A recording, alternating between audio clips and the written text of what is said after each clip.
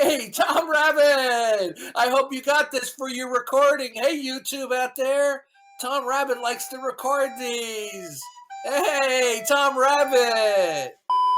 Okay, go ahead. I wanted to ask you whether or not you have like a deductive case for God.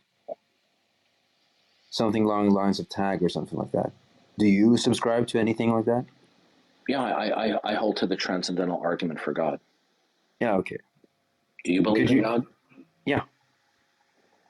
Which God? The Christian God. Okay. Why do you believe in God? Well, we've spoken before, I'm lag on an alt, but so I was an atheist for like a fairly long time, and then Did I ask you for your biography? No. Well, okay, I asked you which God do you believe in. Yeah, because I understood that. No, wait.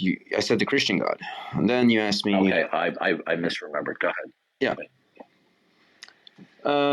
So I figured out the atheist worldview was incoherent, and I take your word for it that the Christian God is the coherent one, right? Mm-hmm. Yeah, so that's why. The God of the Bible, when we consider his attributes that he has revealed within the Christian scriptures, is the only coherent basis for a worldview. Yeah. That if we reject the God of the Bible, the triune God, who manifested himself in Jesus Christ, who died on the cross and rose again from the dead, and he's coming to judge the living and the dead, and he calls all of us to repentance and faith in him for the forgiveness of sins. If we reject that worldview, there will be no worldview for us to turn to that will provide the foundational pillars by which there can be human reason, truth, and intelligibility. So how would you render tag?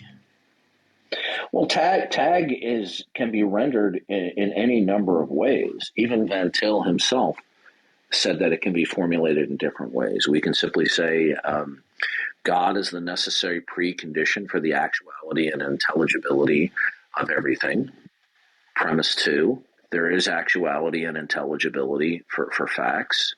Conclusion, therefore, God exists. And Greg Boston too, Darth. Now, people will object to premise 1 and not premise 2.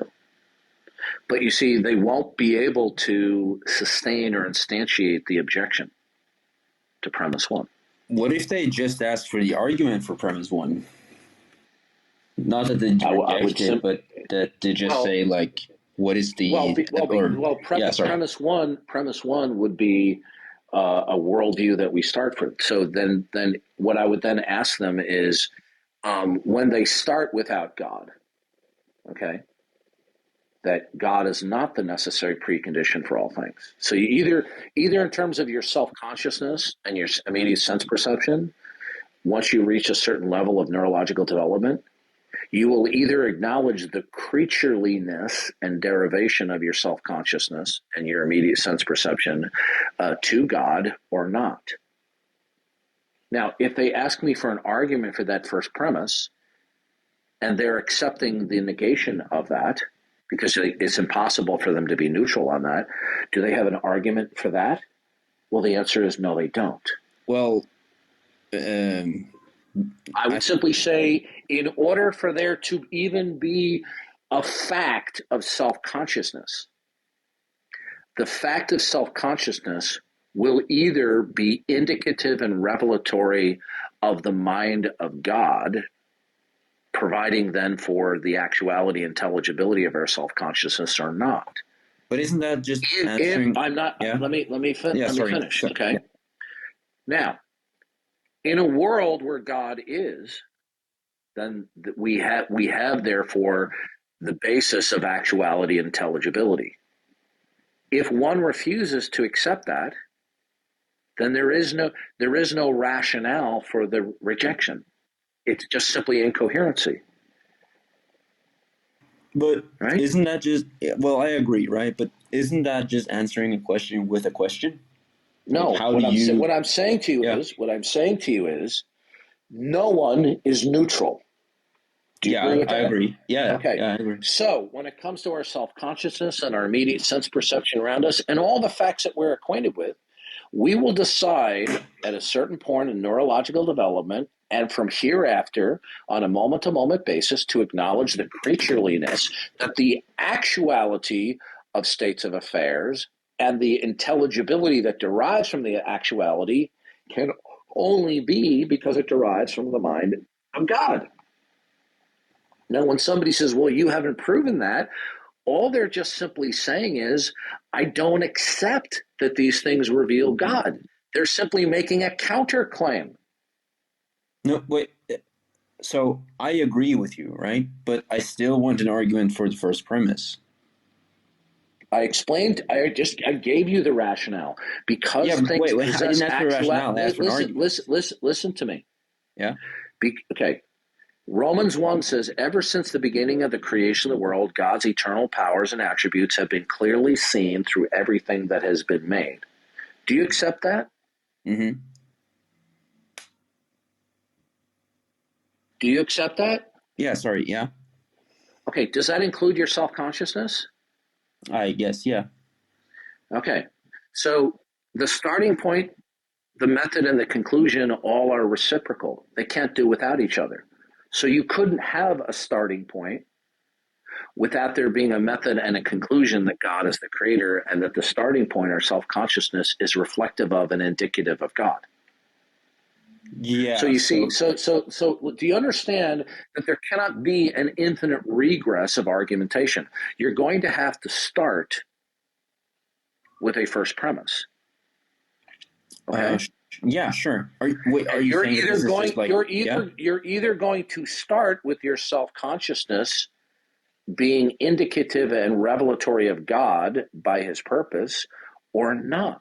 If somebody says, what's the argument for that?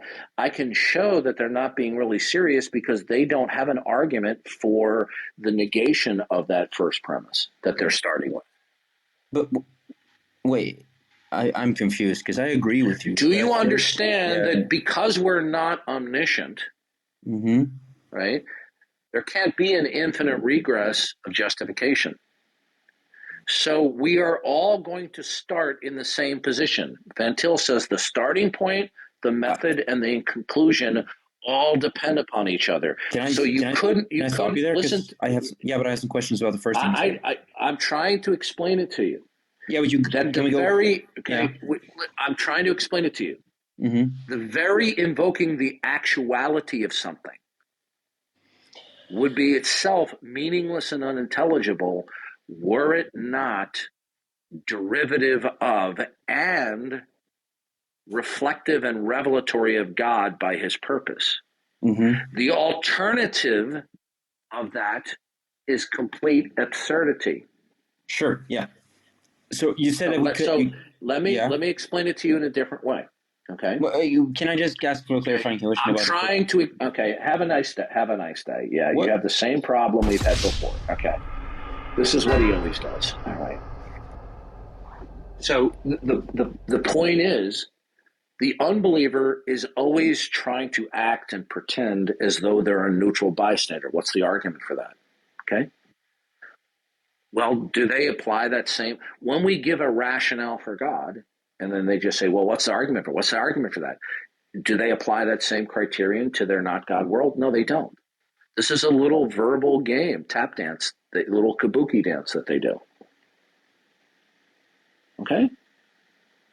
Yeah, Darth. The argument is this: every fact around you, because it is a fact, it possesses actuality and intelligibility to a certain degree,